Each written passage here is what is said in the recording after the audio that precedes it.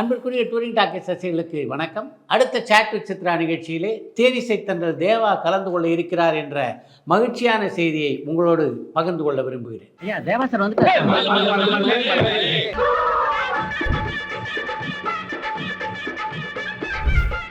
வரும் சனிக்கிழமை 23/11/24 அன்று தேவா உங்களோடு நேரலையிலே பேச இருக்கிறார். தேனிசை தென்றல் தேவாவுடைய திரையுலக அனுபவங்களை பற்றி அவரிடம் கேட்டு தெரிந்து கொள்வதற்கு உங்களுக்கு இது ஒரு அரிய வாய்ப்பு. தேனிசை தென்றல் தேவாவோடு பேச விரும்புகின்ற டூரிங் டாக்கீஸ் ரசிகர்கள் 9853298535 என்ற எண்ணிலே உங்களுடைய பெயரை முதல்ல பதிவு செய்யுங்க. உங்களுடைய பெயரை பதிவு செய்தீர்கள் என்றால் அவரோடு பேசக்கூடிய லிங்க் உங்களுக்கு அனுப்பி வைக்கப்படும். நினைவிலே வைத்துக் கொள்ளுங்கள். 23/11/24 சனிக்கிழமை மாலை 7 மணி. ஹாலிடேஸ்னாலே அது நம்ம GT Holidays தான். GT Holidays, South India's #1 travel brand. You know you are special when you're with GT Holidays.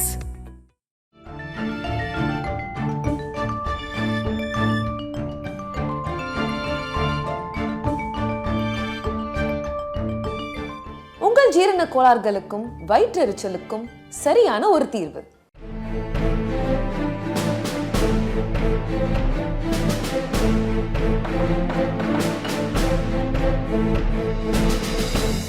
எங்க ஆரம்பிக்க போறீங்க? கங்குவாலேருந்தே ஆரம்பிக்கலாம்னு நினைக்கிறேன் சார். இந்த படத்தை பொறுத்த வரைக்கும் இன்னைக்கு பல பேர் என்ன சொல்றாங்கன்னா, இந்த படத்துக்கு கொடுக்கப்பட்ட ஒரு build up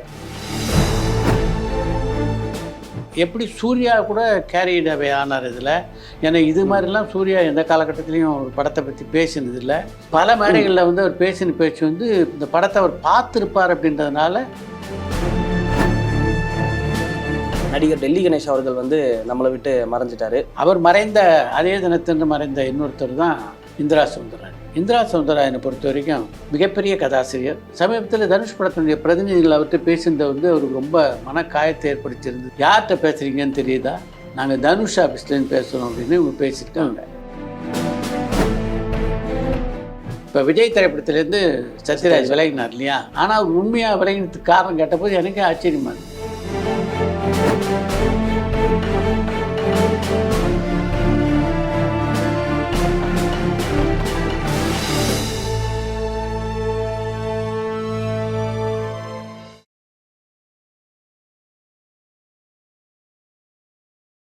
welcome to cinema this week.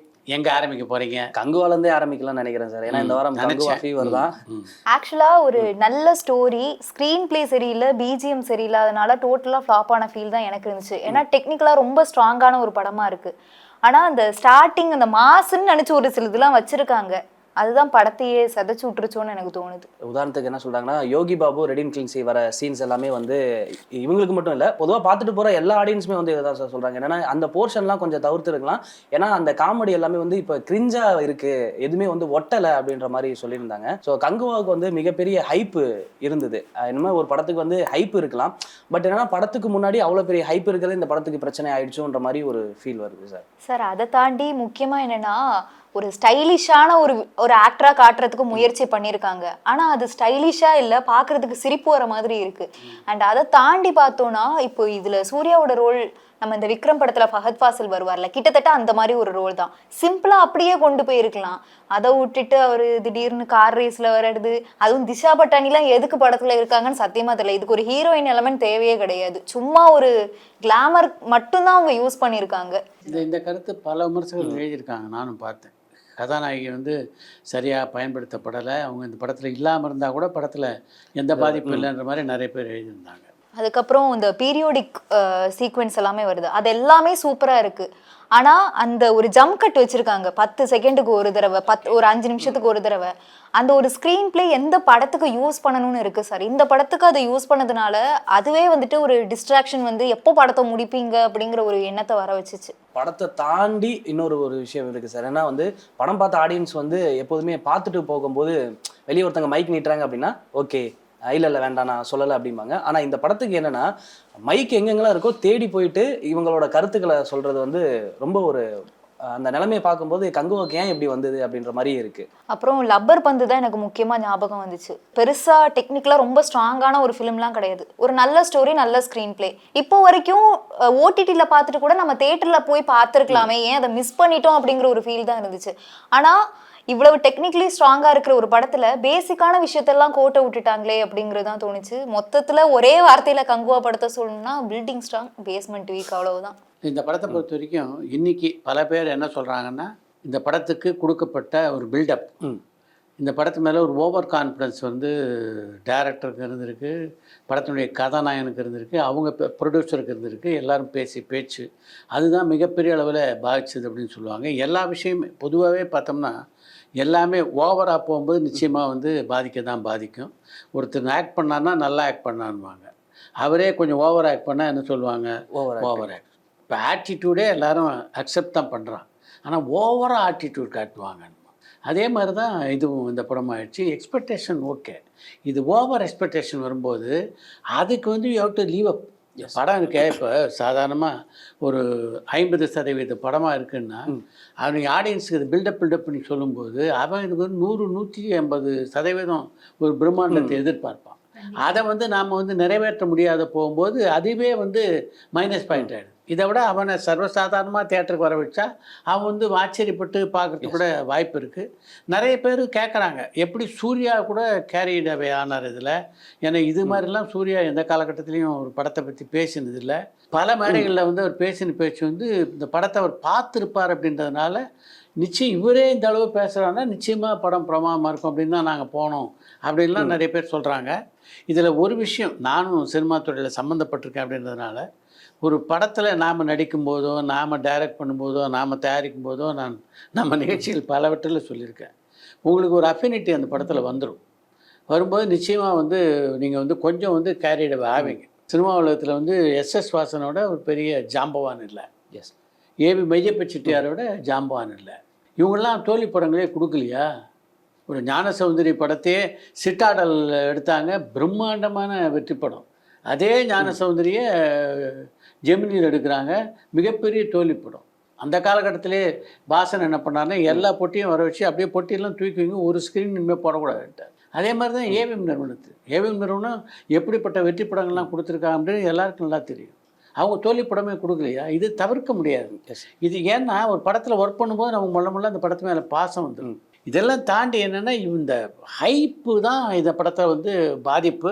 இவ்வளோ பேசாமல் இருந்தால் இந்த படம் இன்னும் கொஞ்சம் வந்து இந்த லெவலில் பாதிக்கப்பட்டிருக்காது அப்படின்னு நீங்கள் சொன்ன மாதிரி எல்லா திரையரங்குலையும் இந்த ஃபஸ்ட் டே ஃபஸ்ட் ஷோ கேட்கும்போது கூடுமான வரைக்கும் அந்த மைக்கில் பேசுகிறத தவிர்க்க தான் எல்லோரும் விரும்புவாங்க.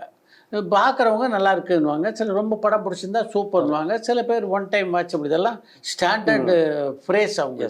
இந்த படத்தில் என்னென்னா அவங்க மைக் கொடுக்கலன்னா கூட இவங்க போய் அந்தளவு பாதிப்பு அவங்களுக்கு வந்து இருந்திருக்கு. அப்படின்னா அதுக்கு காரணம் இந்த எக்ஸ்பெக்டேஷன் தான் அப்படின்னு நினைக்கிறேன். இது என்னென்னா இது ஒரு தனிப்பட்ட தயாரிப்பாளருடைய தோல்வியாக பார்க்க முடியாது. இது மாதிரி பிரம்மாண்டமான திரைப்படங்கள் தோல்வியடையும் போது மொத்த இண்டஸ்ட்ரிக்கும் அதனால் பாதிப்பு இருக்குது. ஒரு அமரன் வெற்றி அடைஞ்சதுன்னா அந்த வெற்றி வந்து ஒரு 10 ப்ரொடியூசருக்கு ஊக்கத்தை கொடுக்கும், ஒரு 5-6 இயக்குநருக்கு ஊக்கத்தை கொடுக்கும், இப்படி வந்து பல பேரை உற்சாகப்படுத்தும். ஒரு தோல்வி வந்து இண்டஸ்ட்ரி பல பேரை முடக்கி போட்டுரும். அதனால் இந்த தோல்வி வந்து ஒரு தனிப்பட்ட தயாரிப்பாளருடைய தோல்வியாக பார்க்க முடியாது, இண்டஸ்ட்ரிக்கு மிகப்பெரிய ப்ளோ அப்படின்னு தான் இதை சொல்லணும். அதுவும் ரீசெண்டாக தமிழ்லேருந்து வந்த 2 பீரியோடிக் ஃபிலிம், தங்கலான் படமும் சரி இப்போ கங்குவா படமும் சரி, ரெண்டுமே தோல்வி அப்படிங்கும்போது அடுத்து பீரியோடிக் ஃபிலிம் எடுக்கக்கூடியவங்களுக்கு அந்த ஒரு கான்ஃபிடன்ஸ் இருக்காது. இந்த தங்கலான் திரைப்படம் கூட இவ்வளவு நெகட்டிவிட்டியை சந்திக்கல. அதாவது எங்கேயோ அந்த படம் வந்து ஜனங்களுக்கு வந்து ஒட்டாமையோ அதனுடைய அந்த அலைவரிசையில் ஜனங்க பயணிக்காதனால காரணமாக மிகப்பெரிய வெற்றி படமாக அமையலையே தவிர இந்த அளவு வந்து கிரிட்டிசைஸ் பண்ணப்பட்ட படமாக அது இல்லை. இந்த படத்துக்கு தான் இந்தியன் 2 திரைப்படத்துக்கு அப்புறம் வந்து அதை விட அதிகமாக கிரிட்டிசைஸ் பண்ணப்பட்ட படமாக இதை நான் பார்க்குறேன். சமீபத்தில் நடிகர் டெல்லி கணேஷ் அவர்கள் வந்து நம்மளை விட்டு மறைஞ்சிட்டாரு. ஸோ அந்த விஷயம் வந்து எல்லாருக்குமே வந்து மிகப்பெரிய ஒரு வருத்தத்தை ஏற்படுத்துச்சுன்னே சொல்லலாம் அவரோட இழப்பு. டெல்லி கணேஷை பொறுத்த வரைக்கும் அவருக்கும் எனக்குமான நெருக்கம் அப்படின்றது வந்து கொஞ்சம் கூடுதல் அப்படின்னு தான் சொல்லணும். பல ஆண்டுகளாக எனக்கு அவரோட பழக்கம், நம்முடைய படங்கள் பலவற்றில் அவர் நடிச்சிருக்காரு. நம்ம யூடியூப் சேனலை பொறுத்த வரைக்கும் நம்முடைய நிகழ்ச்சிகள் பலவற்றில் அவர் கலந்துக்கிட்டு இருக்கார். அதே மாதிரி என்னை பற்றி ஒரு ப்ரோக்ராம் வந்து புதிய தலைமுறையில் பண்ணாங்க, அவங்க மனம் திரும்புதே அப்படின்னு ஒரு ப்ரோக்ராம் பண்ணுவாங்க. அதில் வந்து நமக்கு யாரெல்லாம் நட்பு வட்டத்தில் இருக்காங்களோ அவங்களெல்லாம் கூப்பிடுவாங்க. அந்த நிகழ்ச்சியில் கூட வந்து கலந்துக்கிட்டு என்னை பற்றி பேசினவர் தான் டெல்லி கணேஷ். அவருடைய மறைவு அப்படின்றது நிச்சயமாகவே கமல்ஹாசன், ரஜினிகாந்த் உட்பட எல்லாருமே அவருடைய மறைவுக்கு வந்து இரங்கல் தெரிவிச்சிருக்காங்க. எல்லாராலும் வந்து அவ்வளோ எளிதிலே ஏற்றுக்கொள்ள முடியாத ஒரு மறைவு தான் அது. ஆனால் நான் வந்து அவரை பற்றி நம்ம நிகழ்ச்சியில் கூட சொல்லியிருந்தேன். அந்த மரணத்தை ஒட்டி நான் ஒரு முகநூலில் ஒரு பதிவு போட்டிருந்தேன். அதில் கூட சொல்லியிருந்தேன். அவரை பொறுத்த வரைக்கும் என்னென்னா, அவர் ஒரு நிறைவான வாழ்க்கையை வாழ்ந்துட்டு மறைந்த ஒரு கலைஞராக தான் அவரை நான் பார்க்குறேன். ஏன்னா திரைப்பட உலகத்தில் வந்ததுலேருந்தே பார்த்தோம்னா நல்ல நல்ல கதாபாத்திரம் நடிக்கக்கூடிய வாய்ப்பு அவர் கிடைச்சிது. அதே மாதிரி ஒரே ஒரு திரைப்படத்தில் கூட டெல்லி கணேஷ் இவரோட சண்டை போட்டார், அவரோட சண்டை போட்டார்னு ஒரு செய்தி வந்ததாக நம்ம பார்க்க முடியாது. யாரோடவும் பிரச்சனை இல்லாத ஒரு நடிகராக இந்த தமிழ் சினிமாவில் இருக்கிறதுன்றது ரொம்ப மிகப்பெரிய விஷயம். அதை வந்து தன் வாழ்நாள் முழுசும் சாதித்தவர் தான் டெல்லி கணேஷ் அப்படின்னு சொல்லியிருந்தேன். அவர் மறைந்த அதே தினத்தன்று மறைந்த இன்னொருத்தர் தான் இந்திரா சௌந்தரராஜன். இந்திரா சௌந்தரராஜனை பொறுத்த வரைக்கும் மிகப்பெரிய கதாசிரியர், அதே மாதிரி மிகப்பெரிய பேச்சாளர். அதாவது 5000-6000 பேர் கூடுற கூட்டத்தை அப்படியே தன்னுடைய பேச்சால் கட்டி போடக்கூடிய அளவுக்கு வந்து அவருக்கு ஆற்றல் இருந்தது. எழுத்தாளர், பேச்சாளராகவும் திறமைசாலியாக இருக்கிறது ரொம்ப கஷ்டம். நல்லா பல பேர் நல்லா எழுதுவாங்க, பேச முடியாது. சில பேர் ரொம்ப நல்லா பேசுவாங்க, எழுத முடியாது. ஆனால் இந்திரா சௌந்தரராஜன் 2 கலைகள்லையும் தேர்ந்தவராக இருந்தார். அதே மாதிரி சினிமா உலகத்தோட அவருக்கு நல்ல நெருக்கமான தொடர்பு இருந்தது. குறிப்பாக சொல்லணுன்னா, அந்த அமானுஷ்ய சக்தியை வச்சு படங்கள் எடுக்கிற எல்லா இயக்குனர்களும் அவர் போய் சந்திச்சிருக்கு நான் பார்த்துருக்கேன். சினிமா உலகத்தோட மிக நெருங்கிய தொடர்பு இருந்தது. குறிப்பாக சொல்லணுன்னா சந்தானத்துடைய பல படங்களுடைய திரைக்கதை அமைப்பில் அவருடைய பங்களிப்பு இருந்திருக்கு. அதன் காரணமாகத்தான் அவருக்கு இறுதி அஞ்சலி செலுத்துறதுக்கு மதுரைக்கே போயிருந்தார் சந்தானம் அப்படின்னு கூட நான் கேள்விப்பட்டேன். அவருடைய மறைவை பற்றி பல நண்பர்கள் என்கிட்ட பேசிட்டு இருந்தாங்க. அவரோட நெருக்கமான தொடர்பில் இருந்த நண்பர்கள் என்கிட்ட பேசும்போது அவங்க சொன்ன ஒரு செய்தி எனக்கு ரொம்ப ஆச்சரியமாக இருந்தது. சமீபத்தில் தனுஷ் படத்தினுடைய பிரதிநிதிகள் அவர்கிட்ட பேசினதை வந்து அவருக்கு ரொம்ப மனக்காயத்தை ஏற்படுத்தி இருந்தது அப்படின்னு என்கிட்ட சொன்னார் அப்படின்னு ஒரு நண்பர் சொன்னார். என்ன விஷயம் நான் கேள்விப்பட்ட போது எனக்கே ஆச்சரியமாக இருந்தது. தனுஷ் படத்தினுடைய டிஸ்கஷனுக்காக நாங்கள் மதுரை வரோம், உங்களை பார்க்கணும் அப்படின்னு இந்திரா சௌந்தரராஜனுக்கு தனுஷுடைய உதவி இயக்குனரோ இல்லை அவருடைய தயாரிப்புலேருந்து யாரோ டீம்லேருந்து பேசியிருக்காங்க. இந்திரா சௌந்தரராஜனை பொறுத்த வரைக்கும் என்னென்னா, பல திரைப்படங்களுக்கு அவர் பணியாற்றியிருந்தாலும் அதில் வந்து ஒரு 40-50% தயாரிப்பாளர்கிட்டேருந்து அவருக்கு சரியாக பணம்லாம் வந்ததில்லை. ஆனால் நீங்கள் தாராளமாக வாங்க, வரும்போது இந்த தொகைக்கு ஒரு செக்கை கொண்டு வாங்க, நீங்கள் பணம் கொடுத்தீங்கன்னா நான் வந்து நிச்சயமாக அந்த படத்தில் பணியாற்ற தயாராக இருக்கேன். நீங்கள் எதிர்த்தர் வந்து எவ்வளோ சார் கொண்டு வரணும்னு கேட்டிருந்தாங்கன்னா, சிம்பிள் இல்லைன்னா இந்த தடவை நான் இவ்வளோ கொடுக்குறேன் சார், அடுத்து வரும்போது நாங்கள் டிஸ்கஷன் பண்ணும்போது இன்னொரு 10 லட்ச ரூபா தரோன்னு சொல்லியிருந்தால் முடிஞ்சது கதை. யார்கிட்ட பேசுகிறீங்கன்னு தெரியுதா? நாங்கள் தனுஷ் ஆஃபீஸ்லேருந்து பேசுகிறோம் அப்படின்னு இவங்க பேசியிருக்காங்க. இதுதான் இந்திரா சௌந்தரராஜனை மிகப்பெரிய அளவில் காயப்படுத்தியிருக்கு அப்படின்னு அவர் சொன்னதாக அந்த நண்பர் சொன்னார். அப்புறம் நான் சொன்னேன், நீங்கள் யாராக இருந்தால் எனக்கு பிரச்சனை இல்லை சார், பணம் கொடுத்தீங்கன்னா நான் டிஸ்கஷனுக்கு வரேன், இல்லைன்னா நான் வரலன்னு சொல்லிட்டேன். அதுக்கப்புறம் அவங்ககிட்ட தொடர்பு இல்லை அப்படின்னு இந்திரா சௌந்தரராஜன் சொன்னாங்க.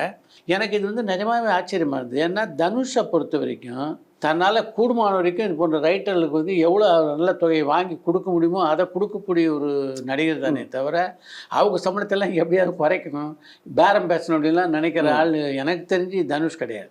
இப்போ அவருடைய இட்லி கடை படத்தில் வந்து சத்யராஜ் ஒரு முக்கியமான கதாபாத்திரம் நடிக்கிறாரு. அந்த கதாபாத்திரத்தில் சத்யராஜ் நடிக்கிறதுக்கு ஒரு நல்ல சம்பளத்தை வந்து சத்யராஜ் கொடுத்துருக்காரு. அந்த சம்பளத்தை தொடர்புடைய இன்னொரு விஷயத்தையும் சொல்லணும்னு நினைக்கிறேன். இப்போ விஜய் திரைப்படத்திலேருந்து சத்யராஜ் விலகினார் இல்லையா? அதை பற்றி நம்மளே கூட நம்மளுடைய நிகழ்ச்சியில் என்ன சொல்லியிருந்தோம்னா, விஜய் இன்னைக்கு இருக்கிற அரசியல் சூழல் வேறு, சத்யராஜ் பயணிக்கின்ற அரசியல் சூழல் வேறு. அந்த படத்தினுடைய படப்பிடிப்பில் வந்து அது போன்ற வசனங்களே தான் வந்ததுன்னா பேசினா ஒரு மனசங்கடத்துக்கு வரும், பேச முடியாதுன்னு சொன்னாலும் சரியாக இருக்காது. அதன் காரணமாக தான் சத்யராஜ் விலகினார் அப்படின்னு நம்ம சொன்னோம். ஆனால் அவர் உண்மையாக விலகினதுக்கு காரணம் கேட்டபோது எனக்கே ஆச்சரியமாக இருந்தது. சத்யராஜ் என்ன சம்பளம் சொன்னாரோ அந்த சம்பளத்தை வந்து அவங்க கொடுக்க தயாராக இல்லை அப்படின்றதுனால தான் அந்த படத்தை விட்டு அவர் விலகினார் அப்படின்னு ஒரு நண்பர் சொன்னார். ஓகே, இத்தனைக்கும் அவர் இன்னொரு உதாரணத்தை என்கிட்ட சொன்னார். இப்போ சத்யராஜ் வந்து தமிழ், தெலுங்கு, மலையாளம், ஹிந்தி வரைக்கும் நடிச்சிட்டு இருக்கார் சார். ஹிந்தியில் ஷாருக் கான் படத்தை நடிக்கிறதுக்கு மிகப்பெரிய சம்பளம் வாங்கியிருக்காரு அவர். ஷாருக் கானுடைய சம்பளத்தை கூட விஜய் படத்துக்கு அவர் கேட்கல. தனுஷ் இட்லி கடைக்கு என்ன சம்பளம் கொடுத்தாரோ அதை தான் கேட்டார். இப்போ தனுஷ் சம்பளம் வேணுன்னா, தனுஷனுடைய படத்தினுடைய ப்ரொடக்ஷன் வேல்யூ வேணுன்னா, விஜய் படத்தினுடைய ப்ரொடக்ஷன் வேல்யூ வேணுன்னா, தனுஷ் மாதிரி 5 மடங்கு சம்பளம் வாங்குற கதாநாயகன் விஜய். அப்படி இருக்க தனுஷ் படத்தில் வாங்கின சம்பளத்தை கூட அவர் கொடுக்கலன்னா எப்படி அவர் நடிப்பார்? ஆக அந்த அளவுக்கு வந்து சம்பளம் கொடுத்து எல்லாரையும் வந்து கௌரவிக்கக்கூடியவர் தான் தனுஷ். அவர் தரப்புலேருந்து இப்படி நடந்தது எனக்கு ரொம்ப ஆச்சரியமாக இருந்தது.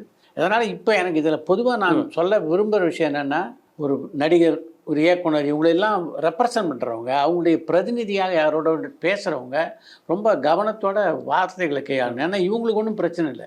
பேசிந்து யாராவது ஒரு எக்ஸ் நபர், அந்த எக்ஸ் நபர் வெளியில் வராதில்ல, இப்போ பேச்சு யாரை பற்றி சொல்லுவாங்க, யாரை ரெப்ரசன்ட் பண்ணாரோ அவரை பற்றி தானே வரும். அப்போ யாருக்கு பேச்சு பேர் வருது? இப்போ தனுஷுக்கு தானே வருது. அதனால் இந்த நடிகர்களை சார்ந்திருக்கவங்களோ சினிமாவளத்தில் ப்ரொடியூசரையோ இயக்குனரையோ சார்ந்திருக்கவங்க பேசும்போது கொஞ்சம் எச்சரிக்கையாக இருந்தாங்கன்னா நல்லது அப்படின்னு எனக்கு தோணுச்சு. நிறைய பயோபிக்ஸ் வந்து வர ஆரம்பிச்சிருச்சு. இப்போ ப்ரொடியூசர் பயோபிக்கும் வரப்போகுதுன்னு வந்து சொல்கிறாங்க. ஆர்பி சௌத்ரி தன்னுடைய மகன் ஜீவாவை கதாநாயகனை அறிமுகப்படுத்தினார். அவர் தந்தைக்கு செய்கின்ற வந்து ஒரு நன்றி கடனாக தான் இதை நான் பார்க்குறேன். ஏஆர் முருகதாஸ் கூட தான் சிவகார்த்திகேயன் படம் பண்ணிக்கிட்டு இருக்காரு. சிவகார்த்திகேயனோட அந்த படம் மே 1ஆம் தேதி ரிலீஸ் பண்ண போறோம் அப்படின்னு சொல்றாங்க. அஜித் சிவகார்த்திகேயன் போட்டி நல்ல உற்சாகமாக இருக்கு. விஷால்னு வந்து சொன்னாலே வந்துட்டு பரபரப்புக்கு பஞ்சமே இல்லை அப்படின்னு வந்து சொல்லலாம். ஸோ இப்போ ரீசெண்டாக வந்து குரலும் கொடுக்கறதுல படங்கள் பற்றின அப்டேட்டும் இல்லை. என்னதான் ஆச்சு? இப்போ குரல் கொடுக்குறாரோ இல்லையா அதுன்னு தெரியாது எனக்கு. ஆனால் நிச்சயமாக அவர் படத்தில் நடிக்க போகிறார், அது எனக்கு தெரியும். பரபரப்பான சினிமா செய்திகள், நட்சத்திரங்களின் பேட்டிகள், சினிமா வரலாறு ஆகியவற்றை பார்க்கவும் படிக்கவும் உங்களுக்கான இணையதளம் tourantalkies.co.